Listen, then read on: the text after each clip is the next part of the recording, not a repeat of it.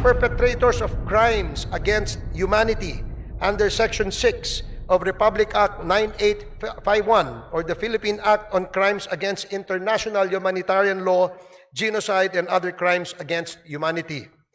Former President Rodrigo Roa Duterte, Senator Roland Bato de la Rosa, Senator Christopher Lawrence Bongo, former PNP Chief Oscar David Albayalde, former PNP Chief Debold Sinas, Police Colonel Royina Garma, Police Colonel Edilberto Leonardo, and Hermina Muking Espino. It is my honor and privilege to stand before this august body to present the progress report of the Joint Committees on Dangerous Drugs, Public Order and Safety, Public Accounts, and Human Rights, or what is now popularly known as the Quad Committee. This report is not merely an account of our work, Mr. Speaker. It is a solemn commitment to uncovering the truth, upholding justice, and crafting meaningful legislative solutions to address the scourges of illegal drug proliferation, unlawful land acquisition by foreigners, crimes linked to Philippine offshore gaming operators or POGOs, and extrajudicial killings. The formation of the Quad Committee was inevitable.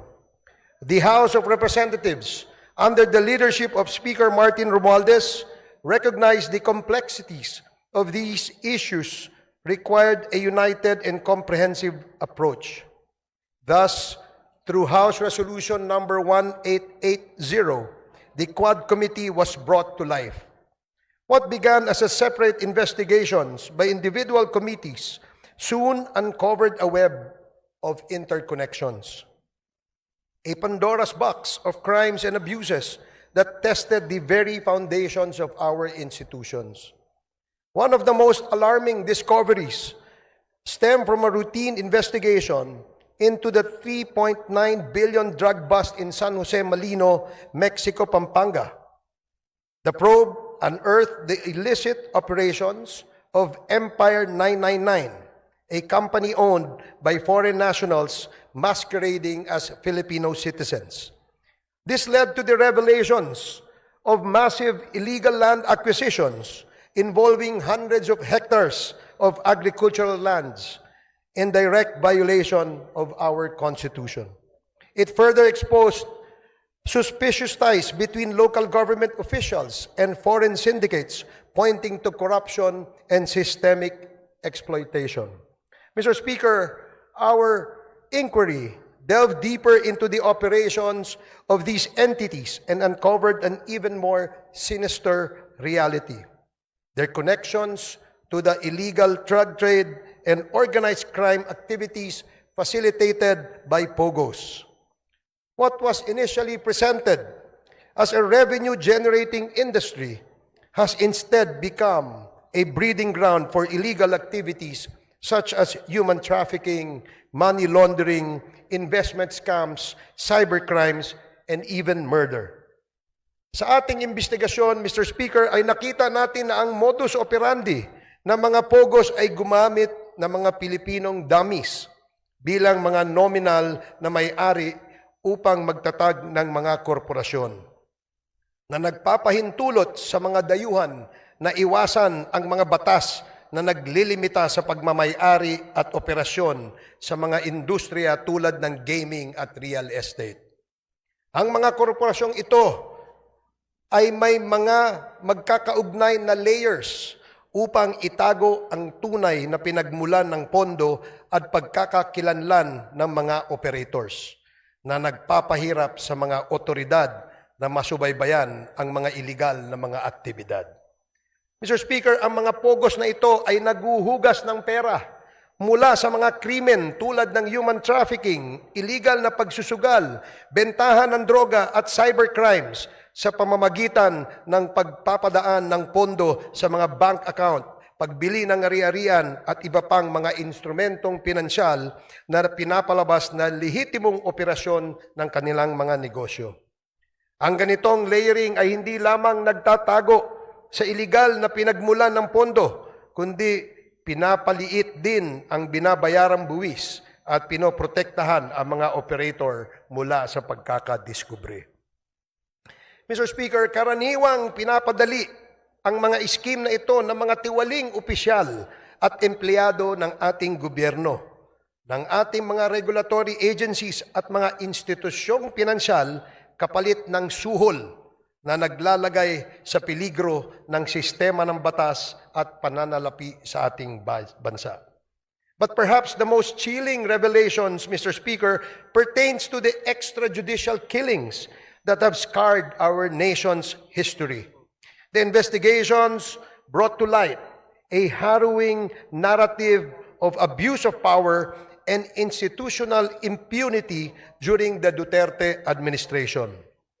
Witness testimonies corroborated by evidence revealed a system that incentivized the killing of suspected drug personalities, a system modeled after the so-called Davao template and replicated nationwide.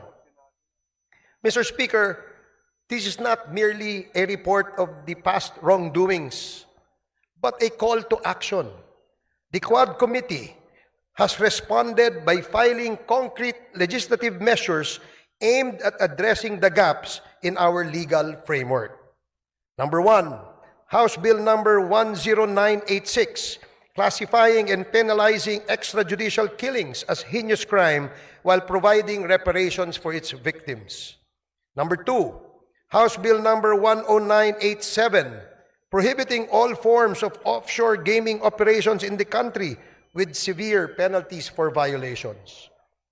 Number 3, House Bill number 11043, allowing civil forfeiture of unlawfully acquired real estate properties by foreign nationals.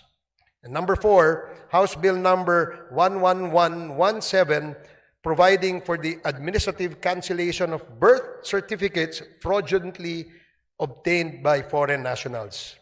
In addition to these proposed bills, Mr. Speaker, our inquiries have already yielded significant actions. Number 1, the Joint Committee inquiry prompted authorities to reopen investigations into the murders of Police General Wesley Barayuga, former Albuera Leyte Mayor Rolando Espinosa, and 3 Chinese nationals killed inside the Davao prison in Penal Farm. 2, the certificate of registration of or incorporation of Empire 999 Realty Corporation was revoked by the SEC. Number 3, the Philippine passport of Mr. Kai Kimeng, also known as Mr. Willie Ong, and Yang Jiazheng, also known as AD Tai Yang, were canceled by the concerned government agencies. The findings of the Joint Committee led to the filing of legal cases against Go Waping, also known as Alice Leal Go, including charges of human trafficking and graft and corruption. Number 5, the chairperson of the PAOK directed the Anti-Money Laundering Council to file for court-issued freeze orders or provisional asset preservation orders against assets linked to unlawful activities. These include the following corporations: Lucky South Limited Corporation, Whirlwind Corporation, Biancham Holdings and Trading Incorporated, Empire 999 Realty Corporation, Sunflare Industrial Supply Corporation, Yatay Industrial Park Incorporated, Mexico 999 Industry Realty and Development Corporation. These actions underscore the progress achieved through our investigations in addressing systemic crimes and abuses. We have also recommended, Mr. Speaker, amendments to relevant laws, including the Anti-Money Laundering Act, the Anti-Trafficking in Persons Act, the Civil Registry Law, the Anti-Dummy Law, the Bank Secrecy Law, the New Philippine Passport Act, the Comprehensive Dangerous Drugs Act, the Cybercrime Prevention Act, the Tariff and Customs Code, the Revised Corporation Code, and the Local Government Code, among others.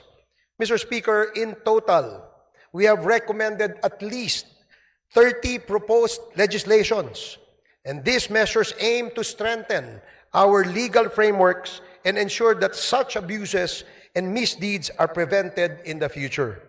The Quadcom likewise recommends the filing of appropriate charges against the following. Number 1, personalities linked to the illegal drug trade, particularly those implicated in the seizure of 360 kilograms of shabu in Mexico, Pampanga, Kai Meng alias also known as Willie Ong, Yang Jiazheng, also known as Eddie Taiyang, Mayor Teddy Tumang, and all the incorporators of Empire 999. Number 2, perpetrators of crimes against humanity under Section 6 of Republic Act 9851 or the Philippine Act on Crimes Against International Humanitarian Law, Genocide, and Other Crimes Against Humanity.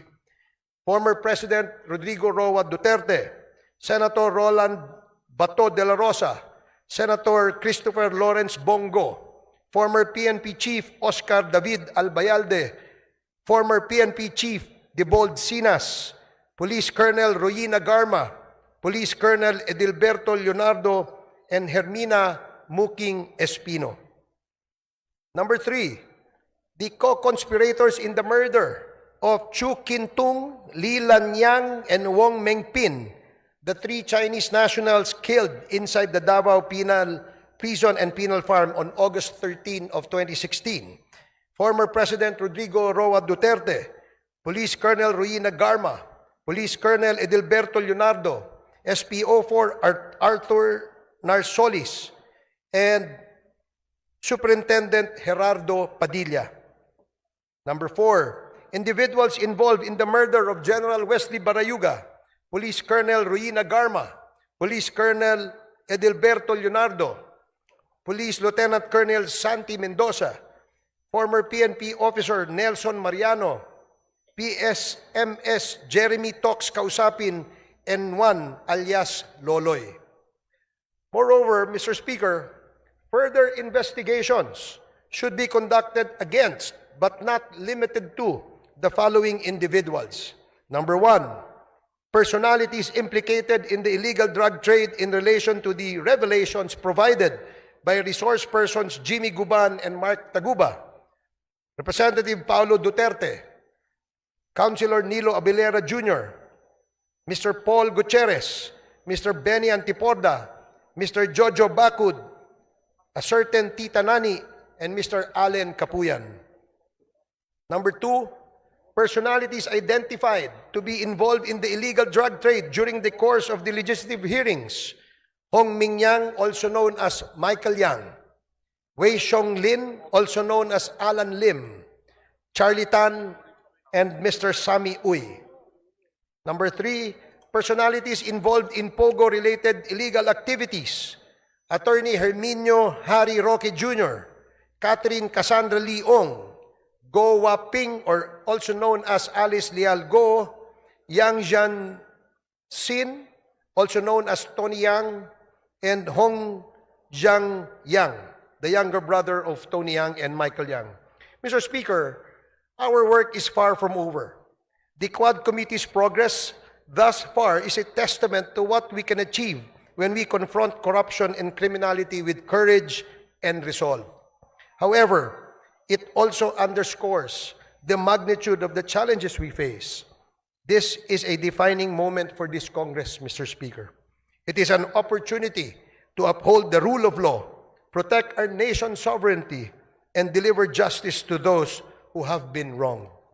I urge my fellow legislators to give this report the attention it deserves and to support the proposed measures that will ensure these injustices are never repeated.